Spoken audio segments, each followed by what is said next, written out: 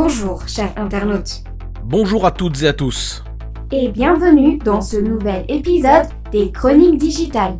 Et aujourd'hui, nous allons tacler un sujet très controversé. Un sujet qui fait couler beaucoup d'encre et qui cause beaucoup de friction dans les communautés, la théorie du complot. Un sujet qui fait beaucoup parler de lui, car il façonne d'une certaine manière les mœurs humaines.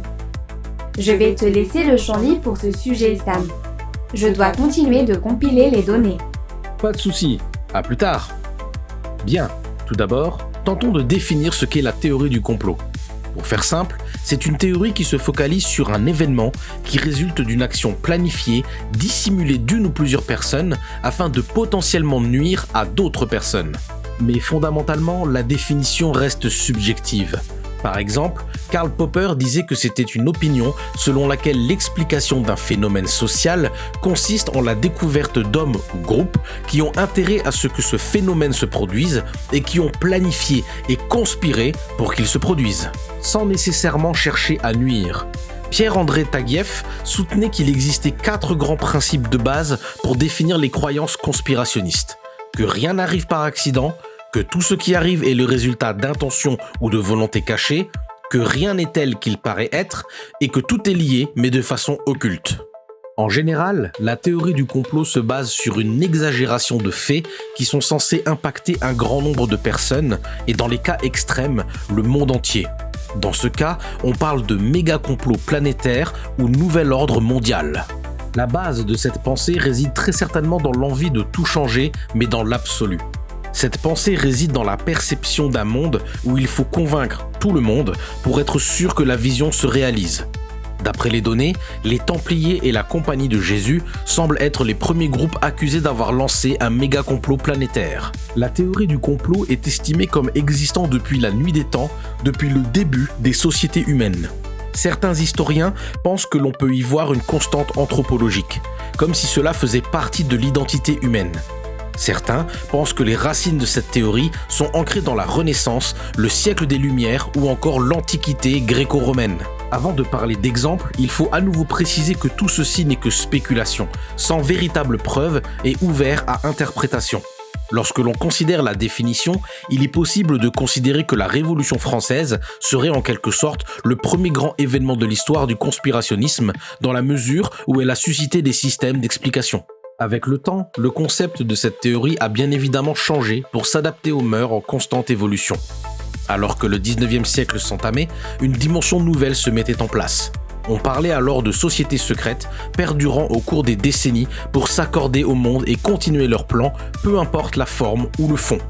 Elles devenaient la cause de ces complots datant du siècle précédent, comme si leurs actions avaient des répercussions sur l'évolution de la société. Les grandes pandémies furent aussi accusées d'être le résultat de complots sociétaux, aux objectifs divers et variés, mais cherchant principalement une cause lucrative, comme l'épidémie de choléra à Paris en 1832 ou encore la Covid-19 en 2019.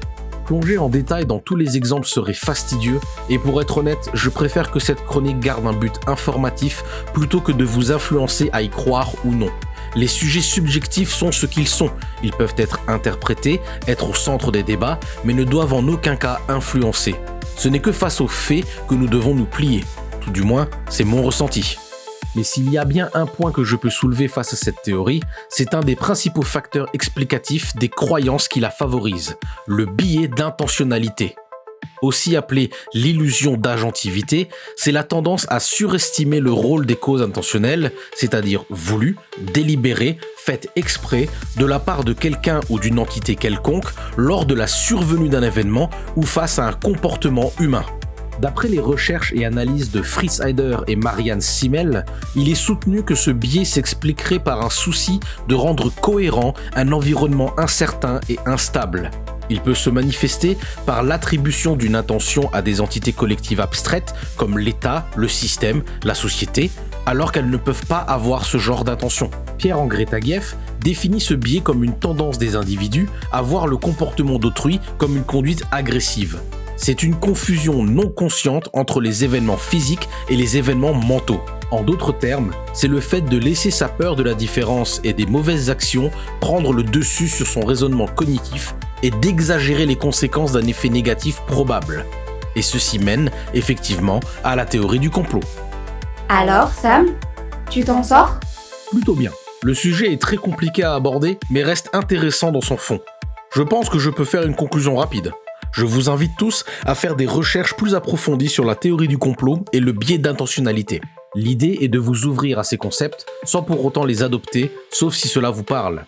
Il y a une idée de conscience à prendre en compte avec ce genre de sujet. Il y a tellement plus d'informations et d'exemples que vous pouvez découvrir pour approfondir vos connaissances sur le sujet.